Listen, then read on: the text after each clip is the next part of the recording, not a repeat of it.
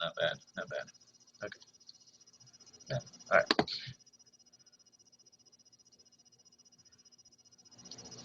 Okay. So bases. Bases. As you see there, the rules for bases are just like the rules for salts, for ionic compounds, which is much simpler than the rules for acids. And so if I have potassium and hydroxide, then the name will be, Layla? Potassium hydroxide, right.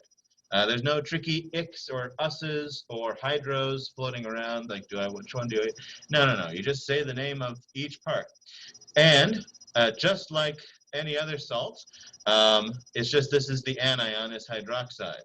Just treat it like any other salt, any other ionic compound. It's just that you have hydroxide here. So that's the thing you have to memorize. And so now, please, in your private chat here, please send the name for B. For B. What is B? I'll rewrite the formula in the chat. FeOH2. What is the name for that? Those of you who are in the classroom, you can write it down in your notes. FeOH2. You must know instantly what Fe is.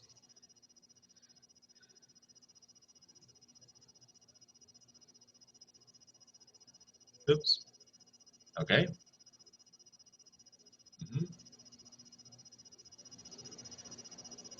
This goes back early in the chapter. Hold on, write it down. Write it down so you don't forget. I've only got 2 answers of the 9 of you online, which there are only 8 people who are officially remote, and 1 of you isn't here, so that's interesting. All right. Come on, the other 7. FeOH2.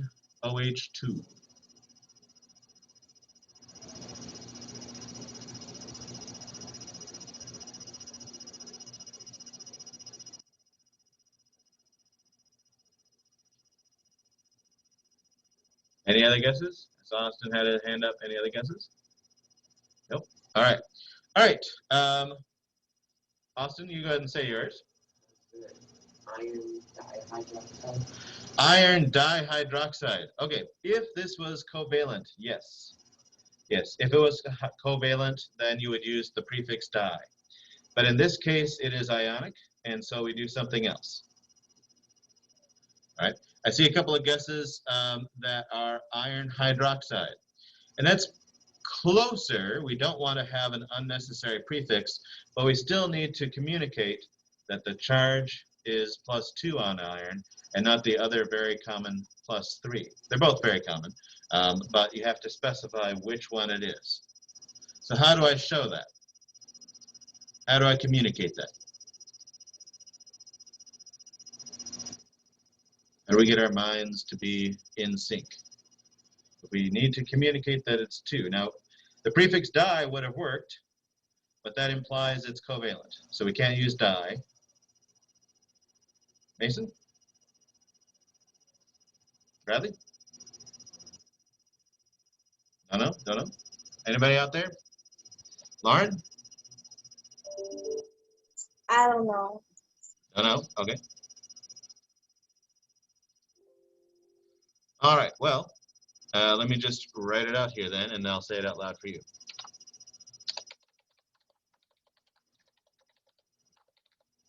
So for those of you who put in iron hydroxide, you needed to have the Roman numeral 2s.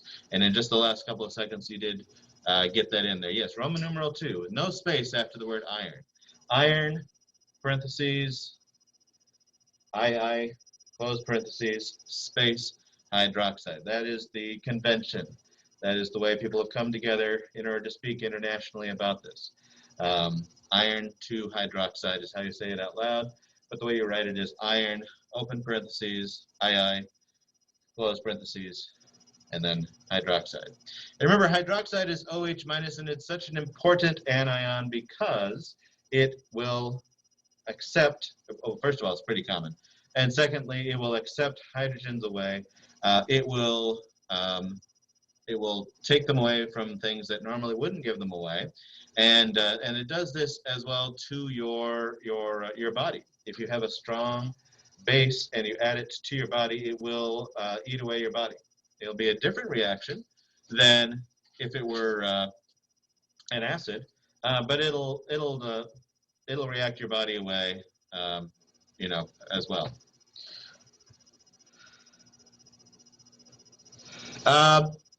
Okay, so the question's asked if the subscript for like FeOH2, okay, the 2 there, that subscript, is outside the parentheses, it describes both elements.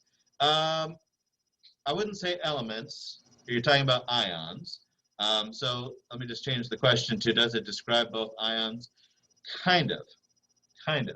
Let's say though that I have, instead of FeOH2, I'll just keep that there. If I have, what's a good one? Ca subscript.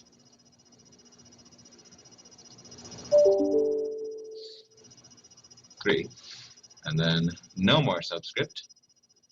There has to be a faster way. I think that's that. Oh, is it Alt B?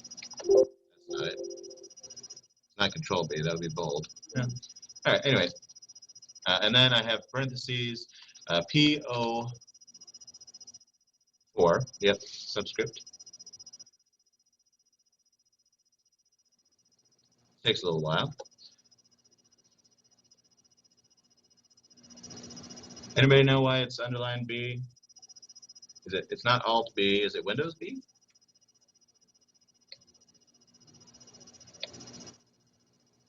No, that does something else. Okay.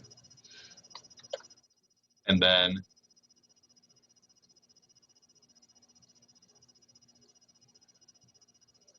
two. Okay. So here's a different example. This is just a salt, but it is kind of basic because the PO4 3 minus will actually accept. It will accept hydrogens. It's just not hydroxide. Anyway, so in this case, I've got a 2 outside the parentheses, and so the question was asked: does it describe both ions? And in a way, yes. Okay. First of all, what it means is that there are 2 of these phosphates. 2 phosphates. That's what it means. That's what it's there for. But you may logically infer that the charge of the calcium is +2. You may infer that. Now, you may have memorized that. You should have memorized that.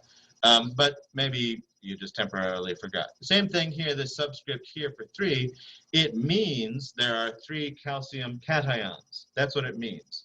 But you may reasonably infer that the charge of the charge of phosphate is 3 minus. You may do that. And in fact, that is a useful thing to be able to do.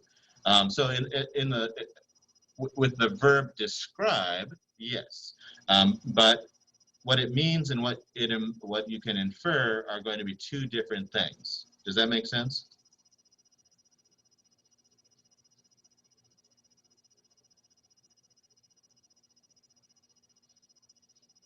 Okay, so from this one, it means there are 2 hydroxides. That's what the little 2 outside the parentheses means. It means there are 2 hydroxides.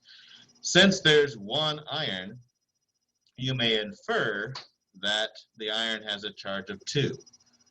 So the number of things, how many there are, counting them, and the charge of the other thing are both kind of stated by this number 2 here. But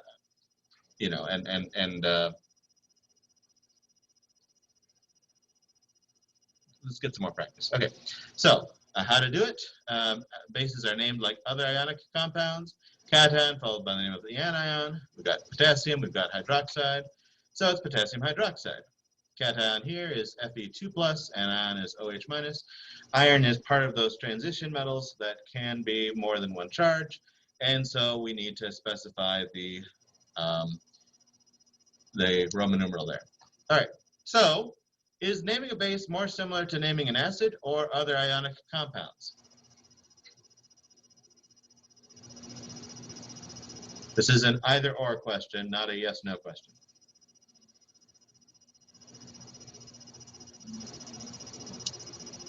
Maybe acid. I want to hear from more people, but thank you for being the first. What's it more like? What is naming bases more like? More like acids or more like other ionic compounds? Gavin, I haven't heard from you. Say again? Flip a coin. You got two choices. Acid. Thank you. Juliana?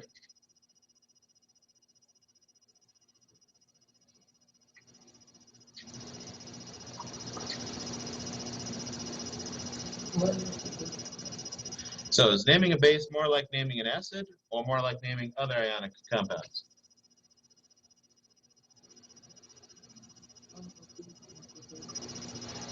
I'm sorry? A base is something that will take away a hydrogen. So hydroxide does that. It's the most common base, OH minus. So is naming a base more like naming an acid or more like naming other ionic compounds? More like an acid. All right. Those of you out there, Taj, what do you think?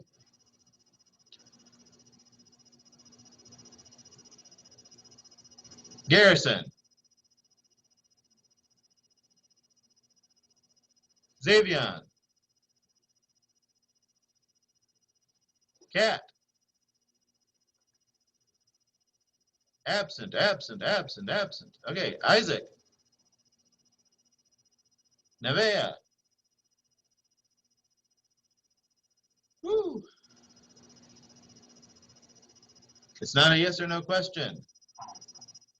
All right. Is it more like A, like acids, or is it more like B, other ionic compounds? Lauren.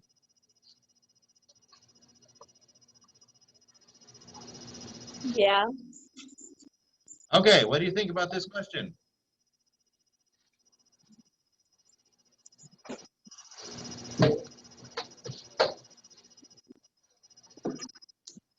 Mm, Right.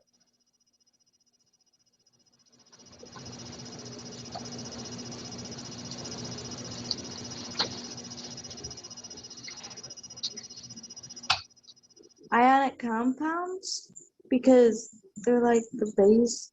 I don't know. Okay, so that's very interesting. All right.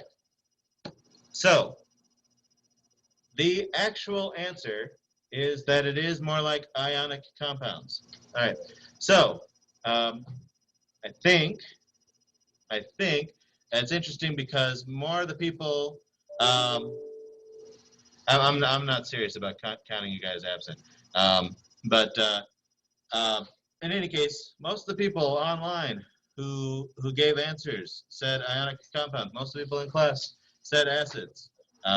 But it is ionic compounds. You name a cation, you name the anion. It's the two parts there. So, and that is the end there.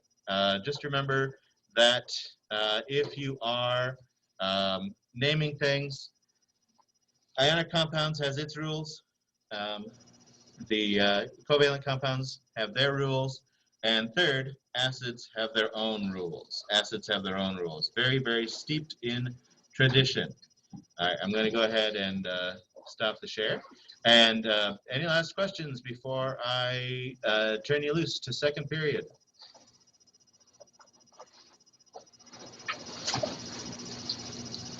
Okay, I'm going to go ahead and stop the recording now.